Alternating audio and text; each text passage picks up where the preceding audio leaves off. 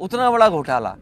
मैं तो दंग रह गया जब मैंने इंडिया टुडे में रिपोर्ट पढ़ी यहाँ की नौकरी देने की व्यवस्था का, कि नौकरी देने की व्यवस्था क्या है। तो उसमें जो पढ़ने को मिला और उसमें यही मिला कि अगर पुरानी सरकार ने भ्रष्टाचार किया तो हम भी भ्रष्टाचार करेंगे। तो ये सबसे बड़ा सवाल है, चाहे नौकरियां हों। हाँ, उन्हीं भर्तियों की बता रहा हूँ मैं, उन्हीं भर्तियों में। अरे रुक जाओ भाई, उस पर आ रहा हूँ। रुक जाओ भाई, देखिए एक मिनट देखिए, उत्तराखंड में जब से उत्तराखंड बना है और सबसे बड़ा स्थान उत्तराखंड में अगर असेंबली में तो स्पीकर का है।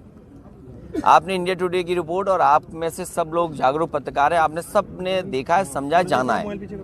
जब विधानसभा में भर्तियों में कितने बड़े पैमाने पे घोटाला और विभागों का घोटाला हम देखें, कितना घोटाला और भर्ती में घोटाला। ये सरकार, जहां उत्तराखंड छोटा है, इसलिए मैंने कहा उत्तराखंड छोटा है लेकिन घोटाले बड़े हैं यहाँ पर। और ये तो उत्तर प्रदेश से सीखा है पेपर लीक। और मुझे तो ये लगता है कि हमारे मुख्यमंत्री यहाँ बता देते होंगे कि पेपर कैसे लीक करना है। क्योंकि यूपी में पेपर लीक, उत्तराखंड में पेपर लीक।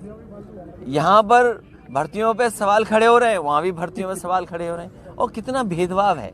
इसलिए हम तो ये कहेंगे कि हमारे जो मुख्यमंत्री जी हैं उन्हें उत्तराखंड बुला लो, और नहीं बुला रहे हो तो उत्तराखंड के हमारे मुख्यमंत्री जो उत्तर प्रदेश में हैं उनसे कहो कि उत्तराखंड के लिए नौकरी रोजगार में भी कुछ आरक्षण दे दें।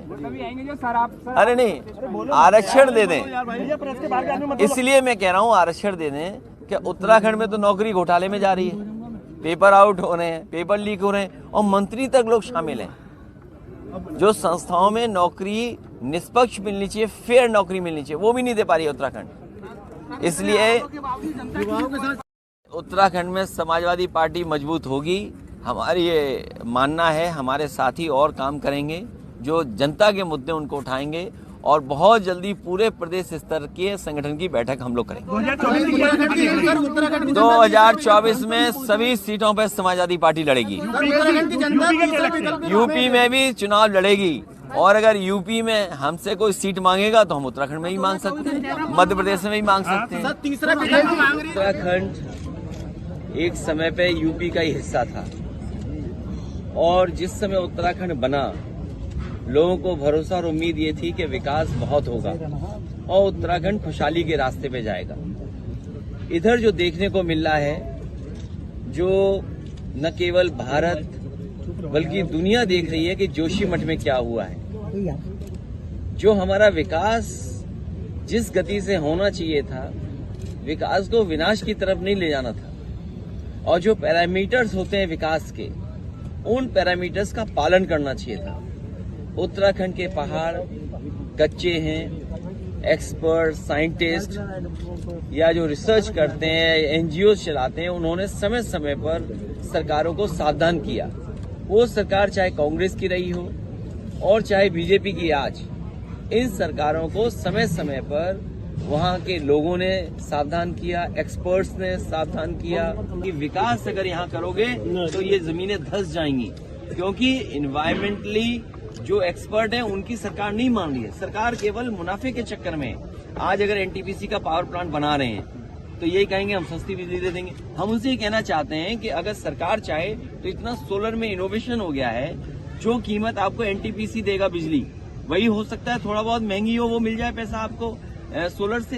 तो आप सोलर क्यों नहीं बनाना चाहते हैं? आप दूसरी और कोई व्यवस्था क्यों नहीं करना चाहते हैं? सीमट और आसपास बर्बाद किया है, और तब जब कई बार ऐसी घटनाएं हुई हैं जहां से हमें कुछ न कुछ सबक सीखना चाहिए था। केदारनाथ में जिस समय घटना हुई, बड़ी संख्या में लोगों की जान गई, बड़ी संख्या में लोगों का नुकसान हुआ, लेकिन उससे भी कुछ नहीं सीखा इन्होंने।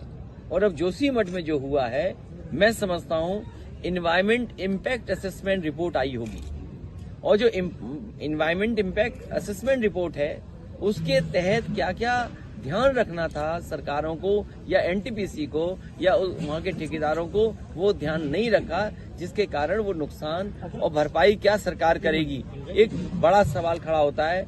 हमारा मानना है समाजवादियों का, जो बाजारी भाव है, जो बाजार में कीमत होती है, उतना उनको मुआवजा देना चाहिए।